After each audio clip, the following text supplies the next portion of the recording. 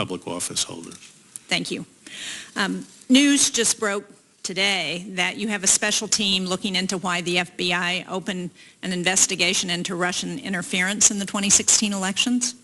I wonder if you can share with this committee who's on that team, why you felt a need to form that kind of a team, and what you intend to be the scope of their investigation.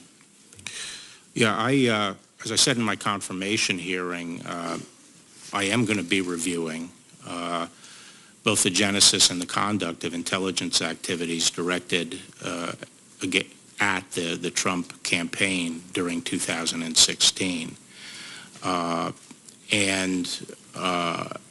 lot of this has already been investigated, and a substantial portion of it has been investigated and is being investigated by the Office of Inspector General at the Department.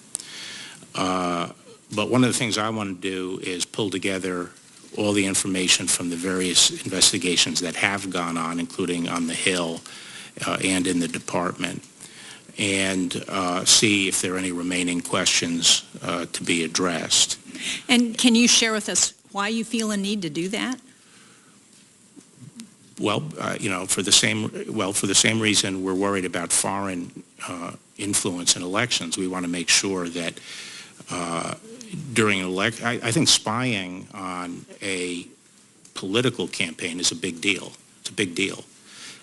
Generation I grew up in, which was the Vietnam War period, people were all concerned about spying on anti-war people and so forth by the government. And there were a lot of rules put in place to make sure that there's an adequate basis before our law enforcement agencies get involved in political surveillance.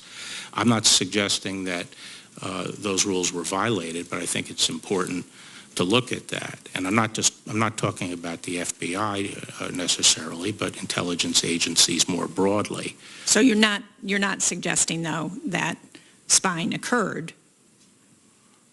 I don't, I guess you could, I think spying did occur. Yes, I think spying did occur. Well, let me... But the question is whether it was adequately predicated. And I'm not suggesting it wasn't adequately predicated, but I'd need to explore that. I think it's my obligation.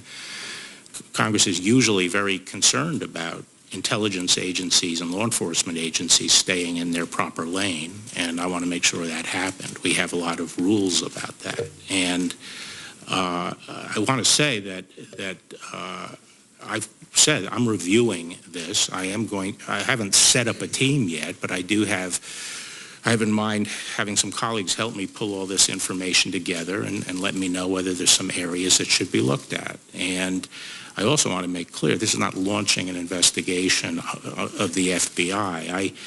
Frankly, to the extent there were any issues at the FBI, I do not view it as a problem that's endemic to the FBI. I think there was probably a failure among a group of leaders there at the upper echelon, and so I don't like to hear attacks about the FBI because I think the FBI is an outstanding organization, and I think Chris Wray is a great partner for me. I'm very pleased that he's there as the director, and if it becomes necessary to look over some former officials' activities, I expect that I'll be relying heavily on Chris and work closely with him in looking at that information. But that's what I'm doing. I feel I have an obligation to make sure that government power is not abused. I mean, I think that's one of the principal roles of the Attorney General. I certainly agree. I think we all have a Private life. Okay.